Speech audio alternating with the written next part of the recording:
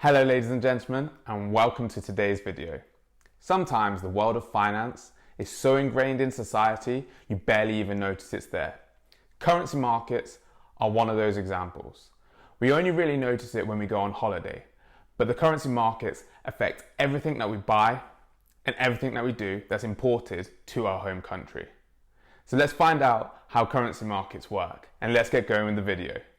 But first, before we get going, make sure you like this video and hit that subscribe button so you don't miss out on any further videos. Currency is an incredibly important part of our daily lives. We use it every time we pay for something, but we rarely think about it, other than those times where we go to the bank and we want to convert our money into a foreign currency for when we go on holiday. Right there, we are being exposed to the currency markets and how our home currency changes relative to another currency. And this greases the wheels for modern finance. The currency market, also known as foreign exchange or FOREX if you're into trading, is a huge market. Every day, $5 trillion worth of foreign exchange currencies are traded. To put that into perspective, that is 25 times more than the average daily volume on the stock market. Whilst that sounds like a lot of people are going on holiday, tourism and international travel are a tiny fraction of the amount of currency that is exchanged and traded on the financial market. The reason why the Forex market is so large is because it's central to the world of commerce, finance and international trade. For example, I'm here in the UK and we pay for things in Great British pounds. However, if I want to buy some French cheese or some French wine, I'll have to convert my Great British pounds into euros, the currency which they use in France. Whilst as an individual this would be a small transaction, if, for example, a company had hundreds of wine shops or hundreds of cheese shops that imported French wine and cheese, then they would be transferring huge amounts of pounds and converting them into euros. As I'm sure you can imagine, there are millions of transactions like this every day from one home currency into another person's home currency. However, the currency markets are dominated by a few major currencies. These are the US dollar, the Japanese yen, the euro, the Great British pound, and the Swiss franc. The most important currency in the world is the US dollar. And I know you Americans out there will love the fact that I'm saying it, but it is true. The US dollar is the reserve currency of the world. It's used by every major financial institution, and most importantly, it is the base currency for commodities. This means that commodities such as oil and gold are quoted in dollars, which means that virtually every country in the world, when buying these commodities, needs to hold a substantial portion of their money in US dollar.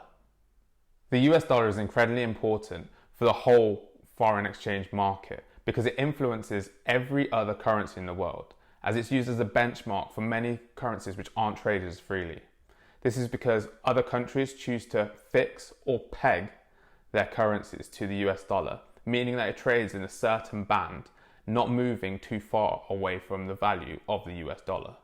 To put the dollar's dominance into perspective, countries around the world hold $6.7 trillion in reserves versus $2.2 trillion worth of euros, the second largest reserve currency and the second most traded currency in the world. The most traded currencies in the world, such as the US dollar, the euro, the Japanese yen, the Great British pound, the Canadian dollar, the Swiss francs, and likes on YouTube,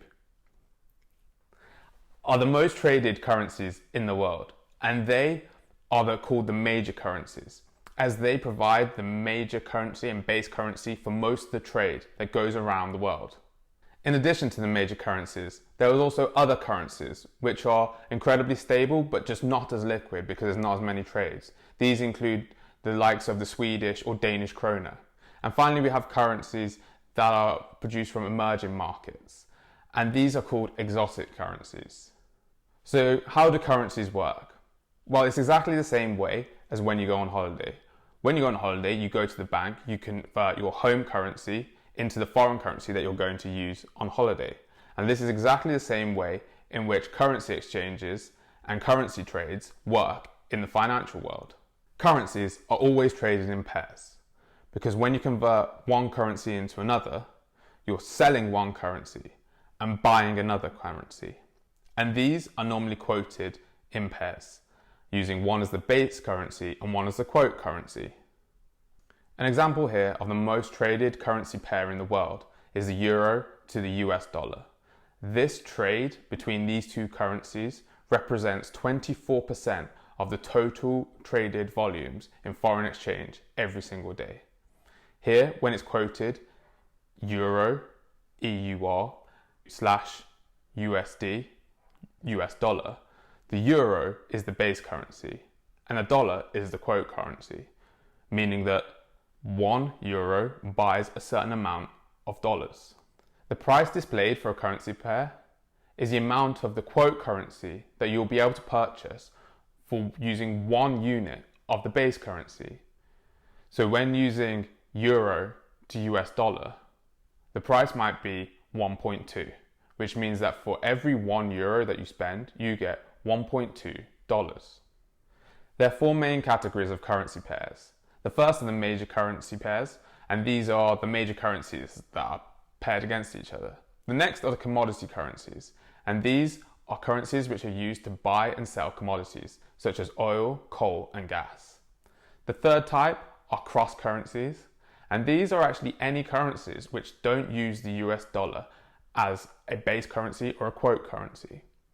And finally, the exotic currencies, and these normally use currencies from emerging markets, which are then traded into the US dollar. Due to the global nature of the financial world, currencies are virtually traded 24 hours a day, 5 days a week. The markets open at the start of the trading day in Sydney, which is 10 p.m. GMT time, Sunday evening, and close 5 p.m. Eastern time on Friday afternoon. The fact that financial markets are open for such a long time is a huge advantage because it enables people who live on the other side of the world to constantly be trading their currencies such that their financial markets don't stop working. It enables someone in Australia to continue to do trade in US dollars whilst the US is asleep. Due to the huge volumes of currencies that are traded every day, the prices of different currencies can actually trade and change quite considerably. This is because the price of currencies is influenced by a number of different factors, including interest rates, geopolitical stability, amount of trade to and from that country, and also the way that the economy is performing. Recently, here in the UK voted to leave the European Union.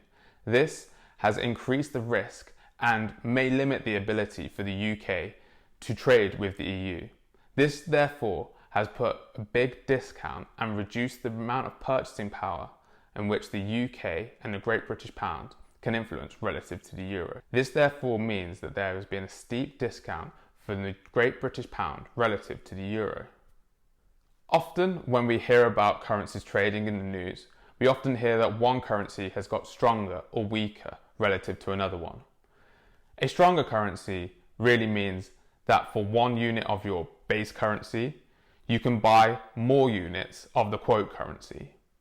This means that it's great for when you go on holiday because you can spend the same amount of money, but you can buy more whilst you're out there.